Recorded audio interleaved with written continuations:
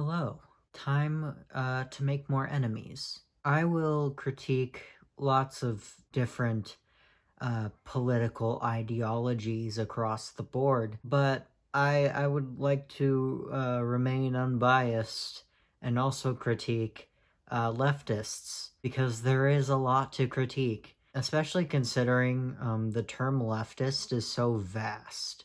Like, people have pointed out that it spans quite a lot of different ideologies that are very different from one another, that only really link in that they're anti-capitalist, and that's about it. So we don't always get along, and yet I still need to deal with other leftists because, we're all lumped together and seen as a monolith by everybody on the right, even though leftism is a vast plane of multitudes of ideologies that may or may not intersect with one another. I will say right now that if you're a capitalist, you're not going to vibe with this video. So don't even try. I will not take cold capitalist takes. Please, I've heard every single one of your talking points 4,000 times at this point. It's not gonna work, dude. Just move on. Leftists have been annoying me in a couple different fronts lately, and I just wanted to get out my leftist pet peeves for funsies. First and foremost, the ableism in leftist circles is kind of disheartening. Like, I expect ableism from conservatives. I feel like that's a given. I expect ableism from liberals. I tend to expect more from leftists when I really shouldn't, because once again, vast ideological plane, everybody across the board ableist. And, a lot of disabled people right now are going, "No shit, Nick," and it's like, yeah, no shit, Nick. There was this, I don't know what happened to her. She doesn't show up on my timeline anymore. Wait, fuck, what are her pronouns? I'll find out later. They're this disabled Twitter person, and they have this service dog, and they don't have a license or a car. I don't know the reasoning for certain, but like it could be many different reasons. I mean, that shit's expensive, but they regularly take an Uber places, and they were getting denied Ubers illegally because of the service dog, which, mind you, is against the law, and it's also against, I think, Uber's terms of service agreements and shit. I mean, that's just straight up ableism to not allow this person and their service dog to have a ride. It is discrimination against disabled people. They would report these Uber drivers that wouldn't give them a ride because, like, what else are they supposed to do about the situation? I mean, this is their only mode of transportation. And a bunch of fucking leftists, white class reductionist leftists, may I add, would jump on this person and say that they were against the working class, and that, you are just a rich person with a service dog that, is against the working class, and, fuck you. And it's like, holy shit, bro. Why do you care about this Uber driver that's ableist over this disabled person that doesn't want to be discriminated against? Like, it just blows my mind, the ableist hoops that some of these leftists will jump through. And I mean, this is a liberal critique as well, but it truly does feel like leftists and liberals can't roast conservatives without being ableist. I don't know, this video I saw where, this young Republican child was, whining about being canceled or some shit. I don't know. Always laughable when they do that. I learned what was happening to me had a name. It was called being canceled. Lo and behold, all of the replies to that were making fun of his speech impediment, which is like, bro, there was so much content you could have taken from to roast in that video. It was so funny, but you had to go for the speech impediment. You do realize when you guys do that type of shit, people with that disability see you doing that, right? innocent people with that disability. Like, it's not just that conservative kid that gets owned. You're also owning people with that speech impediment that see you doing that. It's like when people, diagnose Trump with a mental illness or, make fun of him for being fat or some shit. Like, mentally ill people and fat people see you doing that. Innocent leftists and liberals just like you see you doing that and are affected by that.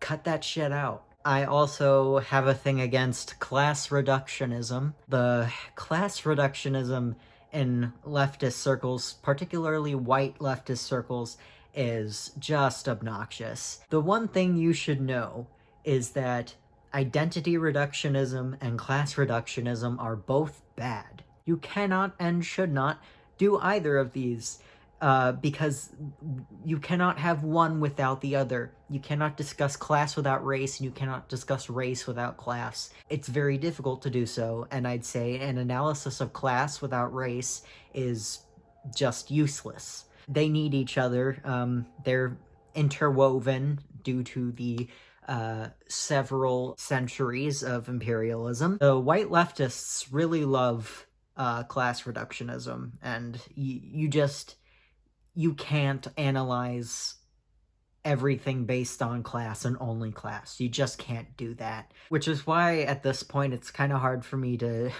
trust certain white leftists. I like to follow black radicals because I feel like they have the most holistic approach to analyzing power structures throughout the entire world because they do not engage in reductionism. But yeah, no, the class reductionism that white leftists engage in is low-key racist. There's just so much underlying anti-black, anti-person of color rhetoric in the words they use. Any dumbass that thinks that it can solely be explained by class should read some black radical shit. Truthfully, that means you have not read enough theory. I know you want to push theory on everybody, but, maybe you should have some theory pushed on you every once in a while, huh, Stalinist, huh? And this one I've come across recently. Leftist men, or a certain type of leftist man, is creepy.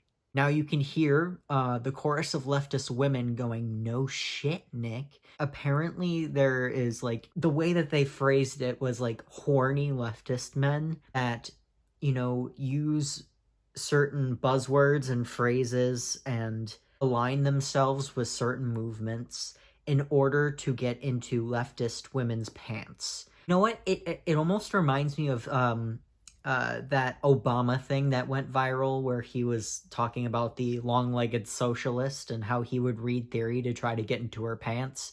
It almost reminds me of that. Actually, trigger warning, I should say this verbally. I'm gonna be talking a little loosely about, like, rape and sexual assault and just men being creepy in general towards women. So, if that's triggering, just skip ahead a little bit.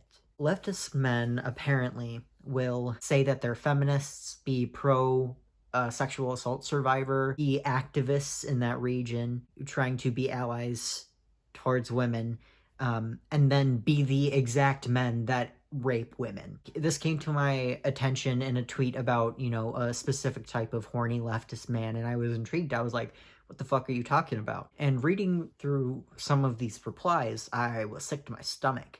Apparently, one of these women was friends with, like a self-proclaimed feminist. He, was actively against, all of the rapists that have been outed in media, actively supports survivors and whatnot, but yet he was the one that raped her and then went back to doing the same thing the next day.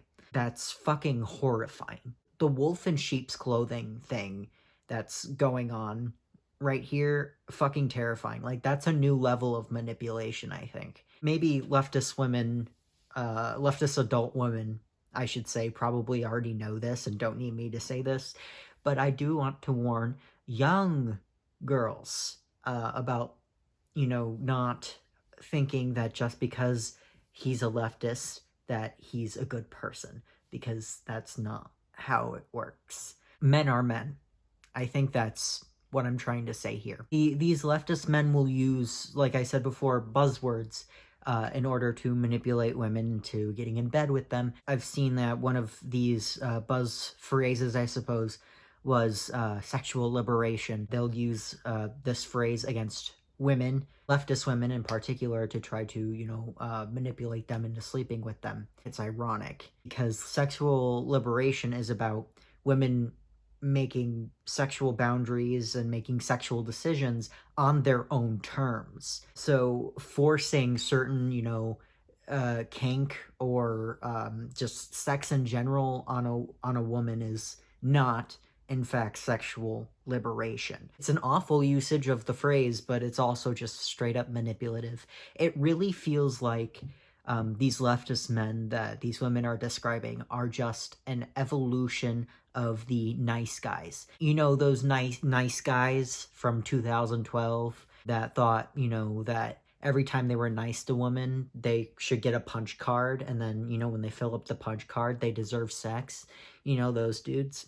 I think that they've evolved, or devolved, depending on how you look at that. And I feel like two sects of men have emerged from that era of time, and that is the horny leftist man and the incel. The incel would be the, rightist evolution or de-evolution of these nice guys, but the leftist man is a different de-evolution of the nice guy, where they just got more sneaky, they got more manipulative. Instead of, being nice to women in a friendship type of way, they are now integrating themselves into pro-feminist movements and using that to get brownie points and make a cover for themselves when they do eventually sexually harass a woman, because it is, I think, much harder to get people to believe you when a man sexually assaults you when he is pro-feminist and actively speaks out against, rapists. And I feel like that's scary. Men suck. Alright, now to the meat and potatoes of the fucking video.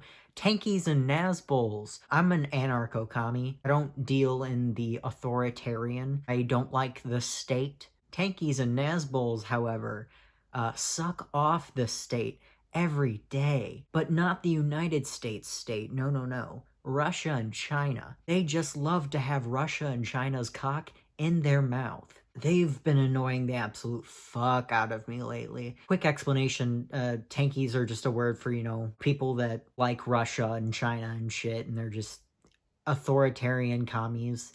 Nazbulls are hardcore Stalinists. Like, they're the worst of the worst. They're worse than tankies. With tankies, the problem is, tankies say such interesting shit. Tankies will have such a great take and such a, a nuanced, well thought out, well analyzed take. And then in the next moment, they have Russia's cock in their mouth. And you're just sitting there like, I don't know how to feel about this. I don't block out tankies entirely because I feel like I need that juxtaposition in my life to Western propaganda. I can't just be getting takes from the West. I need something that can oppose that and at least make me critically think about the information that's given to me, so I don't block them out entirely. The way they act sometimes, obnoxious. Well, first and foremost, I don't know if this is Nazbulls or tankies, but probably both, if I'm being honest. There's a sect of them that think only authoritarian communism is communism, and it's just like, holy shit, you're just as bad as capitalists. Like, you do realize that communism and socialism is on a vast ideological plane. It is not a monolith. For the last fucking time, I don't like the state, and you're not gonna make me like the state with your superiority complex. And speaking of superiority complex, every time you don't agree with them, you're a liberal. Ah yes, me, a man that does not want a state and wants to abolish money, is a liberal. Yes, my views align with that of Joe Biden. They have this idea that you're a Western propaganda cuckold if you don't actively suck China's cock. And it's like, hey buddy, Once again, vast ideological plane. I'm going to make my own decisions on whether or not I want to suck China's cock or not. Fuck off. They think the entire libertarian left are just liberals, and that's no. No, we are not. Liberals are centrists if centrist actually meant center. Because apparently it doesn't. You know, they think that they're like the epitome of like enlightened, that they see through all the Western propaganda. Truly, they see everything that is against China, against Russia, as Western propaganda. To tankies and nazbulls, Russia and China can do absolutely nothing wrong. They cannot take an L. I agree that there is definitely some like New York Times articles being written out there that is just blatantly propaganda.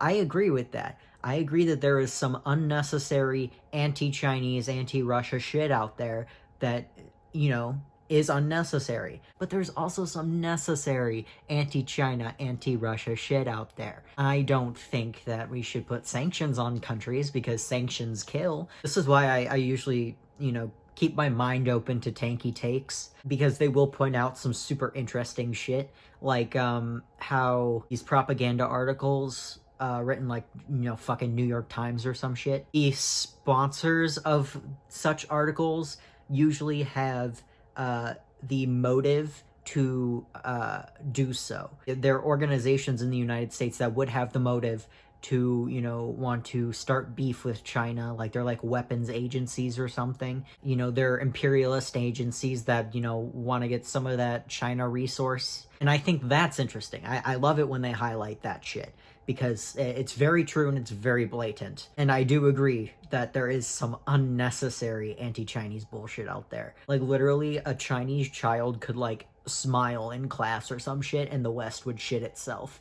I just think that there are better reasons to shit on China than a lot of the shit that you guys shit on China for. There's actually good reasons, like the concentration camps. Mayhaps shit on China for that. Speaking of those, while tankies will have some good takes, tankies and nazbulls will go around trying to debunk shit. Debunk shit like the Chinese concentration camps. I'm not shitting you right now. There are full threads of tankies just denying the concentration camps. Either straight up denying them, justifying them, or just like, just being like, they're good. And it's beyond me how you could have such cognitive dissonance sometimes. These motherfuckers suck off Stalin and then refuse to acknowledge that Stalin killed a lot of Jewish people. But Nazbulls don't care, tankies don't care, they want to suck off Stalin. They just want to pretend like a bunch of Jewish people weren't killed. Now mind you, I don't buy into, you know, the numbers in the Black Book of Communism. I don't buy into that shit. They definitely messed with the numbers a fuck ton. In fact, I do believe they had the audacity to even add abortions to the numbers that communism killed, as if consensual abortion counts. I'm not gonna act like the gulags didn't exist, or, you know, like concentration camps or work camps in North Korea don't exist. You can truly critically think about shit. Like, it won't kill you to critically think about shit. I think some shit's propaganda and some shit's just the truth.